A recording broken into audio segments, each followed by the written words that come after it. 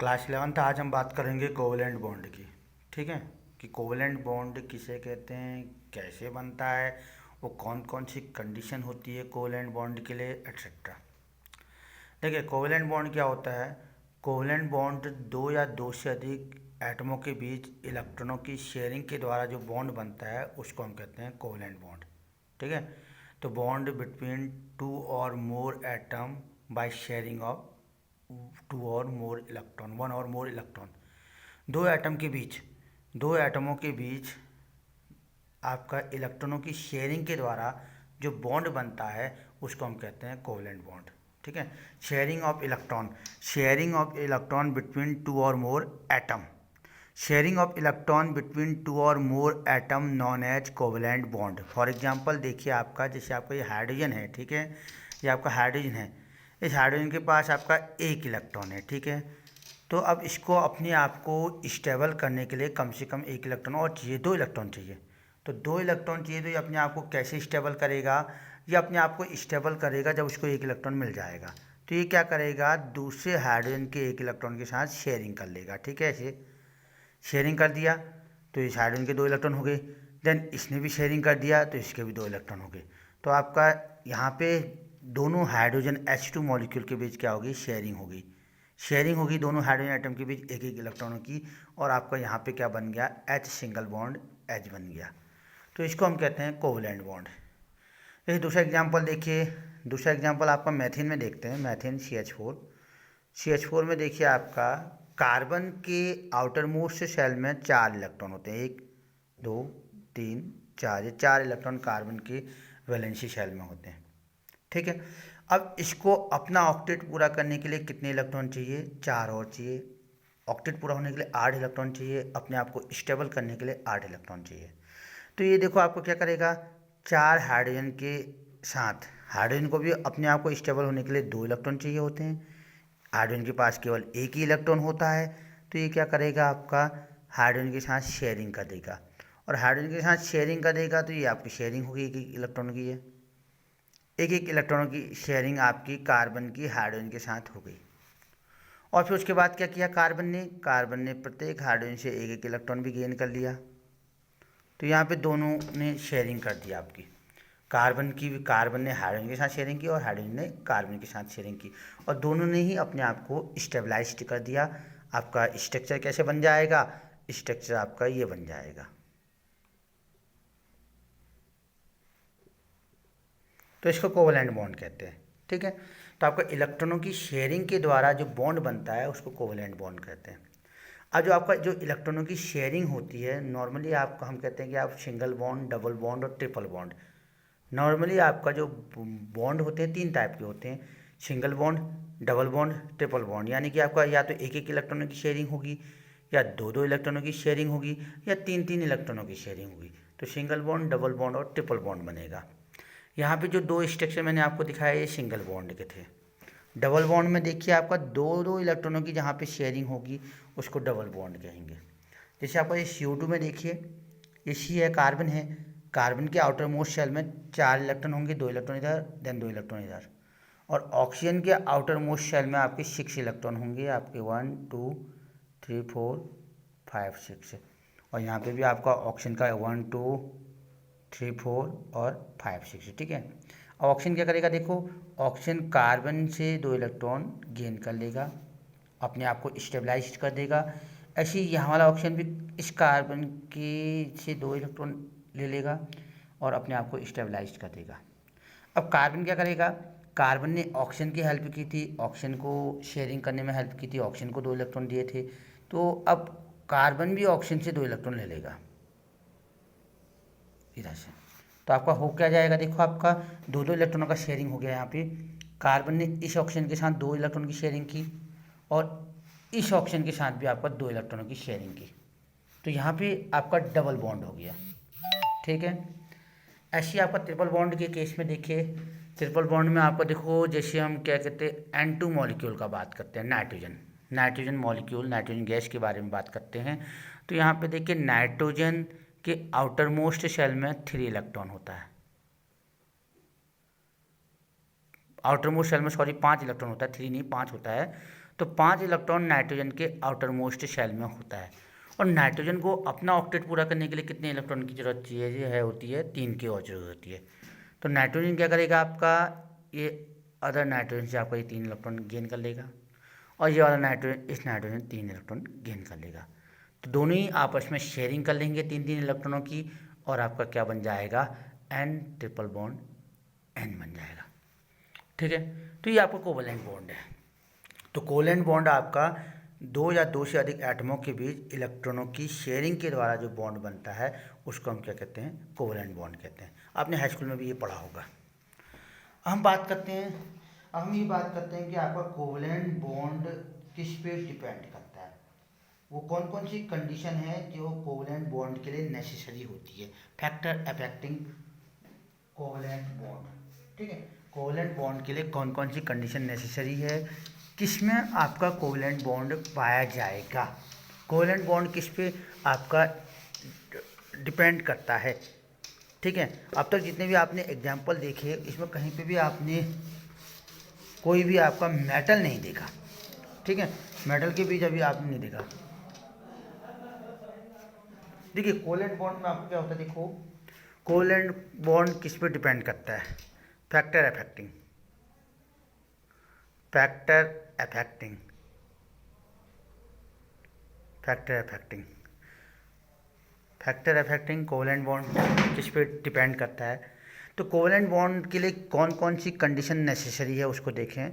सबसे पहले आपका कोवलेंट बॉन्ड के लिए high electron gain and high ionisation enthalpy, high ionisation enthalpy, high ionisation enthalpy,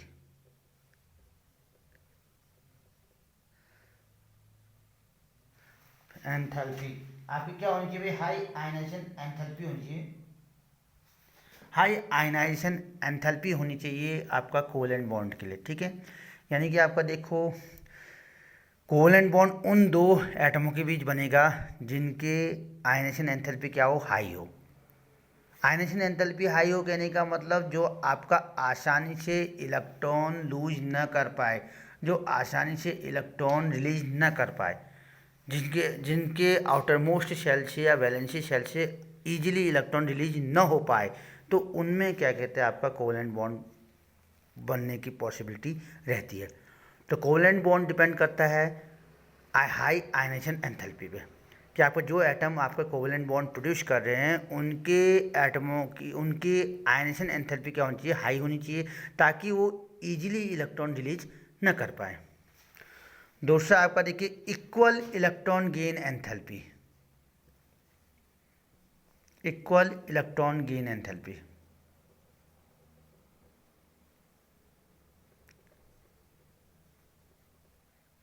enthalpy, equal electron gain enthalpy. ठीक है, आपकी देखिए इक्वल इलेक्ट्रॉन गेन एंथैल्पी होनी चाहिए। ठीक है, आपकी 2 एटमों के बीच जो आपके कोऑर्डिनेशन कोवलेंट बॉन्ड में पार्टिसिपेट कर रहे हैं उनकी इक्वल इलेक्ट्रॉन गेन एंथैल्पी होनी चाहिए। जैसे एग्जांपल के तौर पे आपको हम जैसे CO2 की बात कर रहे हैं, देखिए CO2 की बात कर रहे हैं तो C आपका ये डबल बॉन्ड O बनाया, देन आपका डबल बॉन्ड O बनाया, तो एज इट इज अप्रॉक्स आपका C और O की गेन एंथैल्पी लगभग वो नियरली क्या होती है, इक्वल होती है। तो इलेक्ट्रॉन गेन एंथैल्पी इक्वल होनी चाहिए, इक्वल होनी चाहिए मतलब कि आपका आउटर मोस्ट शेल में इलेक्ट्रॉन आने के लिए एनर्जी रिलीज करना, आपका जो आउटर मोस्ट शेल में एक या एक से अधिक इलेक्ट्रॉन लाने में जितनी एनर्जी रिलीज होती है उसको हम गेन एंथैल्पी कहते हैं। तो आपका कोई भी एटम जो आपका कोवलेंट बॉन्ड प्रोड्यूस कर रहा है उसकी इलेक्ट्रॉन गेन एंथैल्पी क्या होनी चाहिए, इक्वल होनी चाहिए। 2 एटम आप पार्टिसिपेट कर रहे हैं कोवलेंट बॉन्ड में, तो उनकी इलेक्ट्रॉन गेन एंथैल्पी इक्वल होनी चाहिए, ताकि वो अपने आउटर मोस्ट शेल में इजीली इलेक्ट्रॉन को क्या कर सके, ला सके। ठीक है, इसके अलावा आपका क्या होता है, आपका इक्वल इलेक्ट्रोनेगेटिविटी या equal electronegativity, as it is equal electronegativity होनी चाहिए।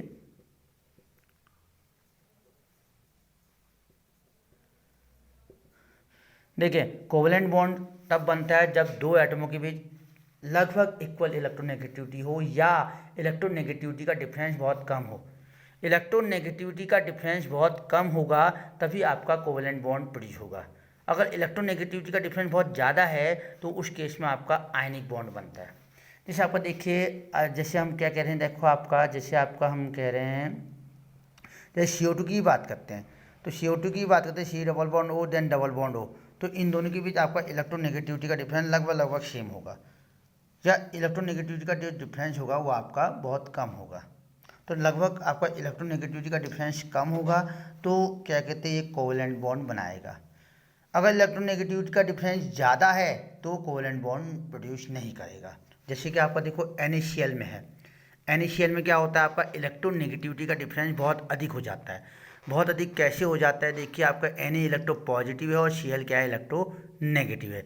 एक इलेक्ट्रो पॉजिटिव है और एक इलेक्ट्रो नेगेटिव है, तो दोनों की नेगेटिविटी का डिफरेंस करेंगे तो बहुत ज़्यादा हो जाएगा, तो उस केस में आपका आयनिक बॉन्ड बनेगा, न कि कोवेलेंट बॉन्ड बनेगा। यहाँ पे CO2 की बात करें तो CO2 में आपका जो आपका इलेक्ट्रोनेगेटिविटी का डिफरेंस होगा वो कम होगा, तो कम होगा तो आपका कोवेलेंट बॉन्ड बनाएगा। ठीक है, जैसे आपको एक और एग्जांपल देते हैं, HF की बात करते हैं हम, हाइड्रोजन फ्लोराइड। ठीक है, हाइड्रोजन फ्लोराइड में देखिए आपका इलेक्ट्रोनेगेटिविटी का डिफरेंस देखिए, हाइड्रोजन की इलेक्ट्रोनेगेटिविटी आपका समथिंग 2 के आसपास होगी और फ्लोराइड की 4 होती है, तो यहाँ पे इलेक्ट्रोनेगेटिविटी का डिफरेंस एक प्रकार से बहुत ज़्यादा हो गया भाई, 4 और 2 का डिफरेंस हो गया, तो ये आपका आयनिक बॉन्ड प्रोड्यूस करेगा। तो हाइड्रोजन फ्लोराइड आपका आयनिक नेचर का होता है, न कि आपका कोवेलेंट नेचर का। ठीक हो गया। तो कोवेलेंट नेचर होने के लिए क्या होना चाहिए, कोवेलेंट नेचर होने के लिए आपका इक्वल इलेक्ट्रोनेगेटिविटी होनी चाहिए, या क्या कहते हैं आपका इलेक्ट्रोनेगेटिविटी का डिफरेंस क्या होना चाहिए, बहुत कम होना चाहिए। ठीक है, इसके अलावा एक फैक्टर और होता है कि आपका जो एटम है, एटम के आउटर मोस्ट शेल में 4, 5 या 6, 7 इलेक्ट्रॉन, 4 से ज़्यादा इलेक्ट्रॉन होने चाहिए। एटम के आउटर मोस्ट शेल में नॉर्मली 4 से ज़्यादा इलेक्ट्रॉन होंगे तो तब वो कोवेलेंट बॉन्ड प्रोड्यूस करेगा। तो ये तो आपका है भाई फैक्टर, वो फैक्टर अफेक्टिंग कोवेलेंट बॉन्ड बनाने के लिए, कि कोवेलेंट बॉन्ड बनाने के लिए कौन कौन सी कंडीशनें आवश्यक है, कौन कौन सी कंडीशनें नेसेसरी है। तो कौन कौन सी कंडीशनें नेसेसरी हैं, पहले तो आपको क्या होना चाहिए, हाई आयनाइजेशन एंथैल्पी होनी चाहिए। ठीक है, हाई आयनाइजेशन एंथैल्पी होनी चाहिए। अगर आयनाइजेशन एंथैल्पी हाई होगी तो कोवेलेंट बॉन्ड क्या होगा, ईजिली बनेगा। इलेक्ट्रॉन गेन एंथैल्पी इक्वल होनी चाहिए, इक्वल इलेक्ट्रॉन गेन एंथैल्पी होगा तो आपका एटम इजीली इलेक्ट्रॉन एक्सेप्ट कर लेगा, आपका इलेक्ट्रॉन एनर्जी आपकी इक्वल रिलीज होगी। और इक्वल इलेक्ट्रोनेगेटिविटी होनी चाहिए, या इलेक्ट्रोनेगेटिविटी का डिफरेंस कम होना चाहिए। तो ये आपका कंडीशन है कोवेलेंट बॉन्ड बनने के लिए। अब जिनमें कोवेलेंट बॉन्ड पाया जाता है, ऐसे कंपाउंड जिनमें कोवेलेंट बॉन्ड पाया जाता है उसको हम कहते हैं कोवेलेंट कंपाउंड। ठीक है, those compound in which found covalent bond known as covalent compound. ऐसे कंपाउंड जिनमें कोवेलेंट बॉन्ड पाया जाएगा उनको हम कोवेलेंट कंपाउंड कहेंगे। और आपका देखिए उनमें पाई जाने वाली ये वैलेंसी क्या कहलाएगी, कोवैलेंसी कहलाएगी। ठीक है, वैलेंसी को क्या कहेंगे, कोवैलेंसी। कोवैलेंसी जैसे आपका हाइड्रोजन की कोवैलेंसी कितनी होती है, हाइड्रोजन की कोवैलेंसी आपकी 1 होती है। कोवैलेंसी मतलब जितने इलेक्ट्रॉन की वो शेयरिंग करता है, जितने इलेक्ट्रॉनों की वो शेयरिंग करेगा उसको हम क्या कहेंगे, कोवैलेंसी कहेंगे। जैसे हाइड्रोजन की कोवैलेंसी 1 होगी क्योंकि हाइड्रोजन एक ही इलेक्ट्रॉन शेयरिंग करता है, ऐसे नाइट्रोजन की कोवैलेंसी 3 होगी। आपका हैलोजन, हैलोजन में आपके क्या आ गए, फ्लोरीन आ गए, क्लोरीन आ गए, ब्रोमीन आ गए, आयोडीन आ गए, इनकी कोवैलेंसी भी क्या हो गई, 1 हो गई। कार्बन की कोवैलेंसी कितनी हो गई, 4 हो गई। ऑक्सीजन की कोवैलेंसी कितनी हो गई, 2 हो गई। तो ये कोवैलेंसी है। कोवैलेंसी का मतलब क्या होता है, कोवैलेंसी का मतलब होता है कितने इलेक्ट्रॉनों की वो शेयरिंग करेगा। हाइड्रोजन आपकी एक इलेक्ट्रॉन की शेयरिंग करता है मोस्टली, तो आपका कोवैलेंसी 1 हो गई। नाइट्रोजन 3 इलेक्ट्रॉनों की शेयरिंग करता है, 3, तो ये आपका कोवैलेंसी हो गई।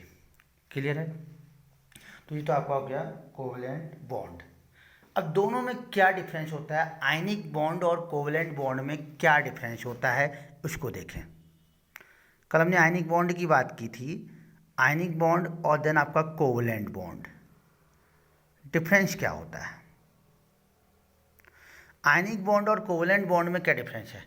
आयनिक बॉन्ड में क्या होता है, इलेक्ट्रॉनों का ट्रांसफ़र होता है। आयनिक बॉन्ड में आपका जो बॉन्ड बनता है इलेक्ट्रॉनों के ट्रांसफ़र के द्वारा बनता है। ठीक है, bond form between transfer of electron. आपका यहाँ पे क्या होता है, ट्रांसफ़र होता है इलेक्ट्रॉनों का, ट्रांसफ़र ऑफ इलेक्ट्रॉन। तो इलेक्ट्रॉनों के ट्रांसफ़र के द्वारा बॉन्ड बनता है आयनिक बॉन्ड में। कोवैलेंट बॉन्ड में sharing of electron, sharing of electron, आपका इलेक्ट्रॉनों की शेयरिंग के द्वारा आपका क्या बनता है, कोवैलेंट बॉन्ड बनता है। दूसरा डिफरेंस आपका क्या होता है तो भाई कि आपका जो कोवैलेंट आपका आयनिक बॉन्ड जो बनता है, आयनिक बॉन्ड बनने के लिए क्या कंडीशनें होनी चाहिए। आयनिक बॉन्ड बनने के लिए इलेक्ट्रोनेगेटिविटी का डिफरेंस बहुत ज़्यादा होना चाहिए। डिफरेंस आपका जो इलेक्ट्रोनेगेटिविटी का जो डिफरेंस है, इलेक्ट्रोनेगेटिविटी का डिफरेंस हाई होना चाहिए, बहुत ज़्यादा होना चाहिए, डिफरेंस इज मोर। तो इलेक्ट्रॉन नेगेटिविटी का डिफरेंस बहुत ज़्यादा होना चाहिए और यहाँ इलेक्ट्रॉन नेगेटिविटी का डिफरेंस बहुत कम होना चाहिए। यहाँ पे आपका जो इलेक्ट्रॉन नेगेटिविटी का डिफरेंस है वो क्या होना चाहिए, बहुत कम होना चाहिए। यहाँ ज़्यादा होना चाहिए, वहाँ कम होना चाहिए। आयनिक बॉन्ड के लिए आयनाइजेशन एंथैल्पी कम होनी चाहिए भाई, आयनाइजेशन एंथैल्पी कम होनी चाहिए। आयनाइजेशन एंथैल्पी कम होनी चाहिए कहने का मतलब, आयनाइजेशन एंथैल्पी कम होनी चाहिए कहने का मतलब कि ईजिली इलेक्ट्रॉन निकल जाना चाहिए, तभी आपका आयनिक बॉन्ड बनेगा। और यहाँ आयनाइजेशन एंथैल्पी क्या होनी चाहिए, ज़्यादा होनी चाहिए। कोवैलेंट बॉन्ड बनाने के लिए आयनाइजेशन एंथैल्पी क्या होनी चाहिए, ज़्यादा होनी चाहिए। ठीक हो गया। तो ये आपका आयनिक बॉन्ड और कोवैलेंट बॉन्ड में क्या हो गया, डिफरेंस हो गया। क्लियर है। तो ये तो आपका कोवैलेंट बॉन्ड हो गया। ठीक है। अब देखिए, अब एक आपका होता है कोवैलेंसी, आपका वेरिएबल कोवैलेंसी। वेरिएबल कोवैलेंसी का मतलब आपके कुछ एटम ऐसे होते हैं जो आपका ज़्यादा कोवैलेंसी दिखाते हैं, 4 से भी अधिक कोवैलेंसी दिखाते हैं, 4 से भी अधिक कोवैलेंसी दिखाते हैं। कोवैलेंसी आपकी डिपेंड करती है नंबर्स ऑफ अनपेयर्ड इलेक्ट्रॉन पे। जितने आपके अनपेयर्ड इलेक्ट्रॉन होंगे उतनी आपकी कोवैलेंसी होगी। जैसे आपका फास्फोरस का बात करते हैं, ये फास्फोरस, फास्फोरस की जो कोवैलेंसी होती है ना, फास्फोरस की जो मैक्सिमम कोवैलेंसी होती है वो होती है 5। अब फास्फोरस की मैक्सिमम कोवैलेंसी 5 क्यों होती है उसको देखिए। देखिए फास्फोरस 15 होता है, इसका कॉन्फ़िगरेशन हम देखेंगे तो आपका क्या होता है, नियॉन हो गया, सॉरी हाँ नियॉन ही हो गया। नियॉन पे क्या कहेंगे आपका 3s2 3p3 कहेंगे, ये आपका फास्फोरस का कॉन्फ़िगरेशन होता है। तो अब देखो फास्फोरस का ग्राउंड स्टेट देखिए, ग्राउंड स्टेट मतलब कि आउटर मोस्ट शेल के ही इलेक्ट्रॉन देखते हैं, आउटर मोस्ट शेल के ही इलेक्ट्रॉन आपके बॉन्डिंग में पार्टिसिपेट करते हैं। तो 3s और ये आपका 3p हो गया, ये आपका 3s2 देन आपका 3p3। तो अभी देखिए आपका 3 अनपेयर्ड इलेक्ट्रॉन है।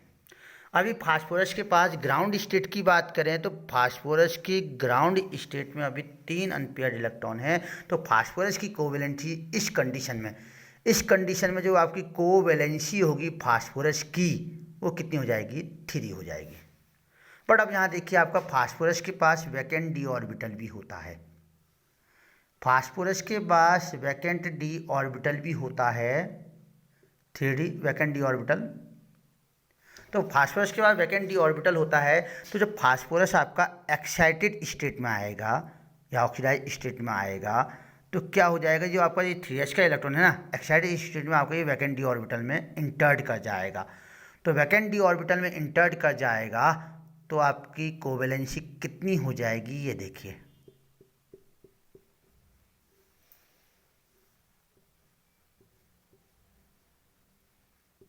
अब क्या हो गया, अब फास्फोरस के आउटर मोस्ट शेल में देखिए, अब फास्फोरस के आउटर मोस्ट शेल में आपकी या क्या कहते हैं, टोटल आपके शेल में देखिए कितने इलेक्ट्रॉन होंगे ऑर्बिटल में, आपके 5 इलेक्ट्रॉन होंगे। तो यहाँ पे फास्फोरस की कोवैलेंसी कितनी हो गई, 5 हो गई, फास्फोरस की कोवैलेंसी 5। ठीक है। तो आपकी वेरिएबल कोवैलेंसी भी कुछ एलिमेंट रिप्रेजेंट करते हैं, वो डिपेंड करता है उनके अनपेयर्ड इलेक्ट्रॉन पे, उनके ऑर्बिटल में जितने अनपेयर्ड इलेक्ट्रॉन होते हैं उसके अकॉर्डिंग हम क्या कहते हैं, कोवैलेंसी दिखाते हैं। जैसे आपको सल्फर का देखें, फास्फोरस का ये हो गया सल्फर, सल्फर मैक्सिमम कितनी कोवैलेंसी रिप्रेजेंट करता है, 6। सल्फर की मैक्सिमम कोवैलेंसी 6 होती है। अब सल्फर की मैक्सिमम कोवैलेंसी 6 कैसे होती है उसको देखिए। आपका जैसे सल्फर 16 हो जाएगा, ये आपका 3s हो गया, ये आपका 3p हो गया, और देन आपका सल्फर के पास भी वैकेंट डी ऑर्बिटल है, 3d हो गया। तो आपका ये सल्फर 3s2 हो गया, ये आपका 3p3 हो गया और 3p4 हो गया, ये हो गया सल्फर। सल्फर का ग्राउंड स्टेट में अगर हम कॉन्फ़िगरेशन देखेंगे तो सल्फर का ग्राउंड स्टेट में कॉन्फ़िगरेशन ये होगा आपका 3s2 और 3p4। अब देखिए सल्फर एक्साइटेड स्टेट में आएगा, तो जब सल्फर एक्साइटेड स्टेट में आएगा तो क्या हो जाएगा, एक्साइटेड स्टेट में सबसे पहली एक्साइटेड स्टेट में ये वाला इलेक्ट्रॉन यहाँ आ जाएगा और फिर सेकेंड कंडीशन में ये वाला इलेक्ट्रॉन यहाँ आएगा। तो आपका सल्फर की जब एक्साइटेड स्टेट देखेंगे तो एक्साइटेड स्टेट के केस में आपका देखिए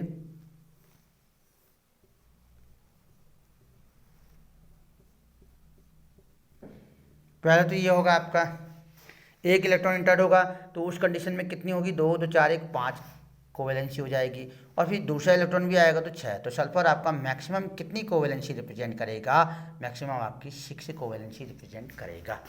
तो ये आपका कोवेलेंसी है, ठीक है, और ये आपका कोवेलेंट बॉन्ड है।